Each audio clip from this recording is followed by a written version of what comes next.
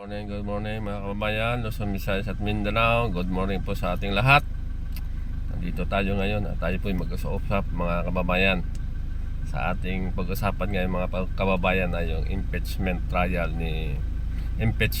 no, na nilatagpo sa Kongreso mga kababayan. At ating pakinggan ito ang kanilang deliberasyon mga kababayan regarding sa impeachment ni VP Sara Lustay mga kababayan. Let's hear it. To declare the third impeachment complaint sufficient in form. Do I hear a second? Is there any objection? Hearing none. The chair declares the third impeachment complaint, that is Father Zabalia et al. Impeachment complaint, sufficient in form. So ruled.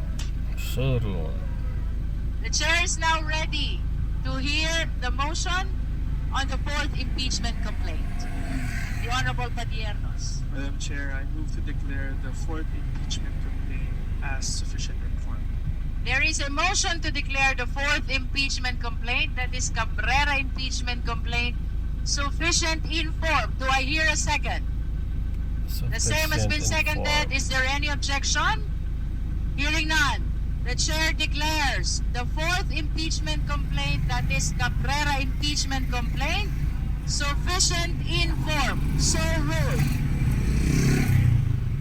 Nadinig nyo mga kababayan, sufficient in form, third and fourth impeachment laban sa ating Vice Presidente na si Sara Zimmerman Duterte mga kababayan.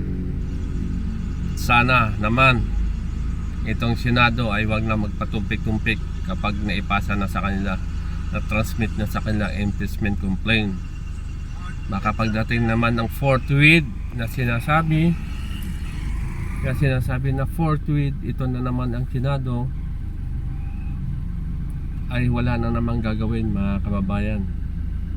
Pero sana si Tito Soto pa rin ang magiging Senate President para tumakbo na ito ang impeachment complaint laban dito sa Vice Presidente ng Pilipinas na walang ginagawa kundi bagkos, panay batikos, panay paninira ng sariling bayan.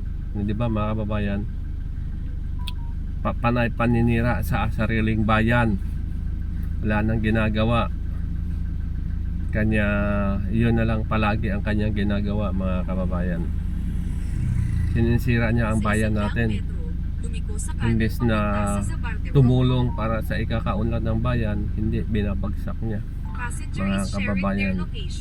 Tapos nang siya na-interview, di ba mga kababayan, kung siya daw ang magiging presidente, kulang ang 6 years sa kanya para mawala ang katiwalian. 30 years, could you imagine mga kababayan, 30 years?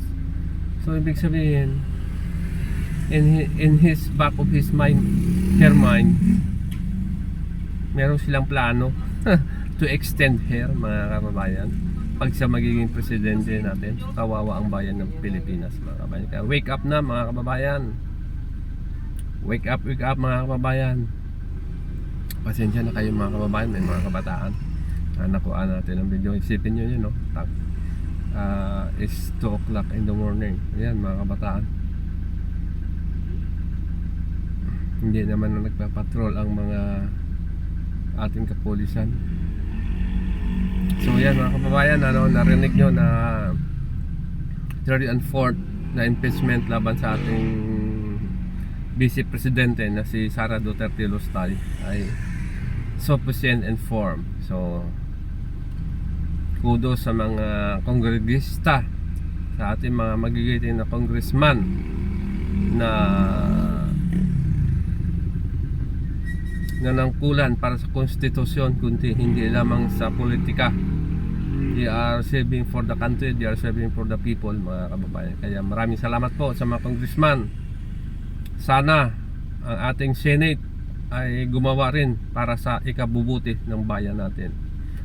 Sana matuluyan na ito ang ating Vice Presidente sa walang ginagawa sa bayan natin. Puro paninira lang mga kababayan.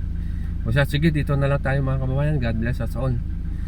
Mayroon po tayong pasahero, mga kababayan. Malapit lang yan.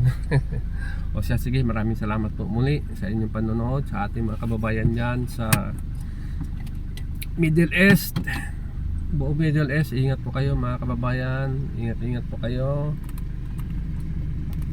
sa inyong mga trabaho, lalo na ngayon medyo mainit ang Iran. So, ingat po kayo mga kababayan sa Middle East. God bless us all. Bye bye.